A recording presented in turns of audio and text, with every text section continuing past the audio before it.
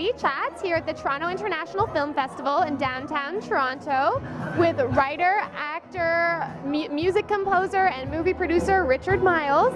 What inspired you to become a musician? Oh, wow.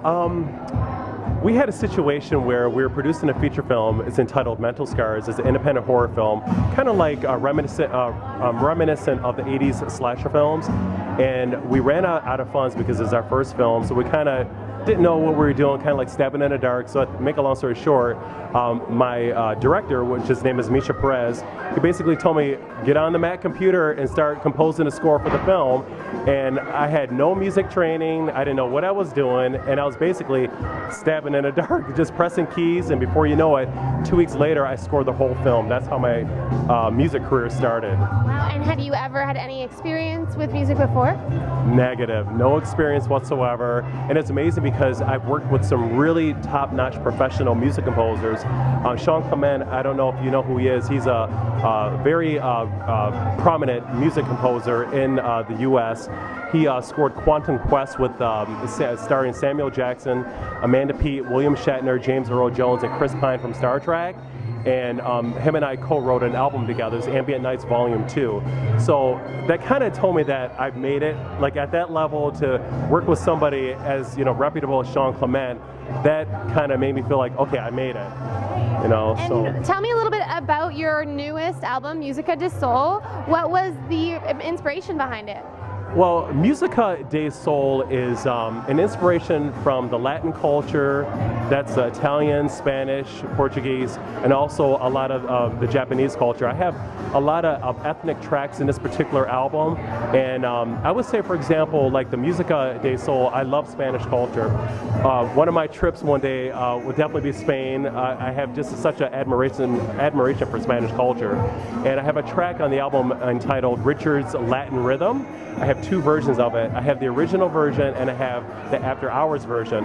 So it kind of amalgamates the Italian operas singing with Spanish flamenco guitar. So this album is a little bit different than my preceding albums, and I do have a couple sensual erotic tracks that are more for, like, you know, adult lovers, you know, like on a romantic evening to get together, nice glass of red wine on the precipice of an ocean and just enjoying each other. So it's kind of like a combination. It's a combo album, but it basically suits any need, and or suits any occasion. So that's why I kind of came up with it. But there's one track on the album called Katsumi, and it's Japanese for harmonious beauty. And my manager and I went to, it's called Sonnenberg Gardens. This is in Canandaigua, New York, excuse me, and it's the first Japanese garden in the U.S.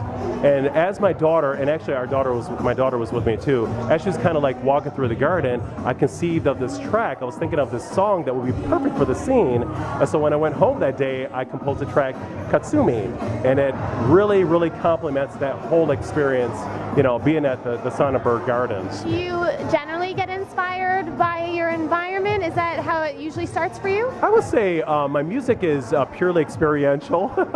It's whatever, you know, mood I'm in, the experiences I go through, it comes through my music. My music is very cathartic, you know. And what type of music do you think your next album will embrace? That's a interesting question. I would say it would just be a continuation of what I've been doing, because most of my albums, Katie, are jazz, ambient music, new age, dance, techno, ethnic music. It's kind of like all into one. That's what kind of sets me apart from the rest of the artists, because I try to have something that's really different, and I love Gregorian chant. I incorporate a lot of Gregorian chant in my music, because I love the groups like Enigma, Deep Forest, Art of Noise, Delirium, Pet Shop Boys, Depeche Mode. Those are all my inspirations. And shifting gears a little bit, what types of projects are you looking to develop at Viper Productions?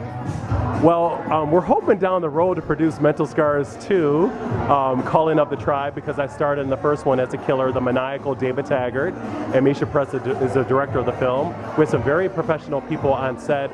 Sonny Landham, that was in a motion picture Predator with Arnold Schwarzenegger, that played the character Billy. He plays my father in Mental Scars. So we're hoping for part 2. We have some really really big stars, and the script is just amazing. But we have some really interesting projects. Films are one of them, but we have some other ones as well.